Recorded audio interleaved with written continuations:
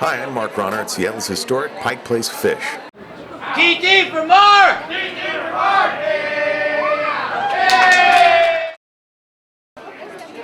You'd think veterinarians and PETA, people for the ethical treatment of animals, would be on the same side, since they're both in the business of helping animals. But not this time. That's our subject for today.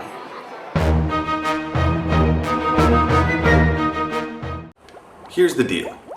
PETA's puffed up with outrage because the American Veterinary Medical Association is having the fish throwers do a demonstration at their convention here in Seattle in July.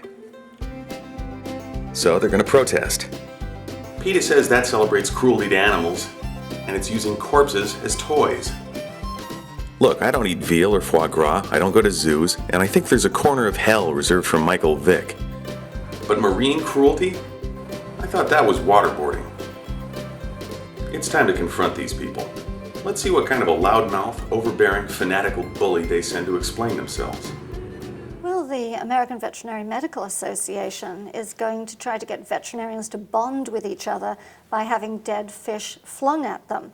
And I think they need to remember their image. They're veterinarians. They care about animals, supposedly. So this really isn't on. Let me read from your news release. You say, numerous studies have shown that fish not only feel pain, but also learn tasks, have long-term memories, use tools, and show affection. They suffer enormously when they're dragged from the sea, in nets, or are impaled on hooks.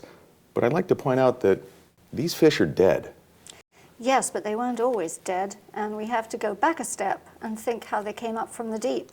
And that means they suffered decompression. When you see those bulging eyes, that's not natural for a fish. That means that their swim bladders burst or their eyes bulged out because they were suffering from decompression. They didn't die well. It's not the biggest cruelty on earth to throw around a dead anybody, but I do believe that we have to be more respectful. I mean, they wouldn't be slinging around dead dogs even if they were dead, would they? Well, that brings me to a point that PETA's made, that there's no moral difference between tossing a dead fish and a dead kitten. But I got to tell you, we tend not to eat kittens with dill and lemon butter, at least not in North America. In the Philippines, perhaps. And in other countries, it's just a cultural difference. There actually isn't much difference between them because they all feel pain, they all feel joy, all of them want to live. What if these fish were kittens? They're not. And yet my cats like to eat fish, which really confuses me. Help Yes, me with well, this. don't follow anything much that your cats do. I almost never use their litter box, I can tell you that. There you are. What do you think about PETA's claim that throwing the fish is just as cruel as throwing a dead kitten? I have a hard time comparing the two, personally. What if it was a person? I think we can find some common ground here because I know a guy named Troutman, and I will not throw him under any circumstances. It's not. It's a dead fish. Look at it. It's sitting right there. It was caught as part of an industry out there in the world that people have created to feed people seafood in the world, and we happen to sell those seafood here. Do you think maybe throwing a catfish might be a gateway to cruelty? Wow. You like that? Yeah, too. Well, what if some of these fish being thrown are flying fish? Wouldn't that not only be dignified, but glorious? How I wish you were right, but you're not. Okay, you can't just assert that. Yes, I can. You're not Bill O'Reilly. What do you think you're doing? Since fish eat other fish, I'm certainly not ready to remove myself from the food chain.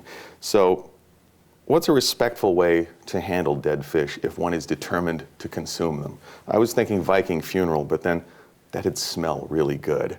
Well, I wouldn't know because I won't come into contact with a dead fish if I can help it. I like my fish, and they're not mine, out swimming in the lakes and streams. So just leave them alone.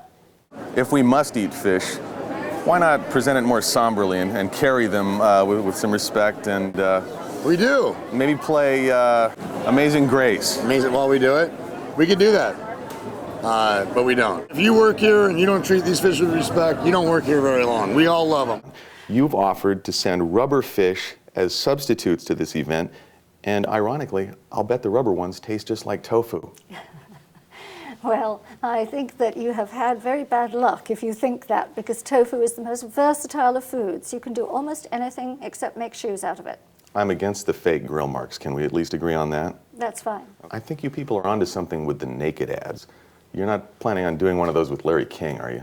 We'll take anybody, actually. Okay, I'm going to help you out here with a slogan, even though I'm not sure we agree on this. You ready? As ready as I can be. Toss a salad, not a fish. What do you think of that? Love it. We're not going to solve anything here. What was I thinking? Sometimes all you can do is present both sides of an argument and exploit it. This is just like the Israelis and the Palestinians. Like they were lobbing fish at each other. Oh, locks. Forget it.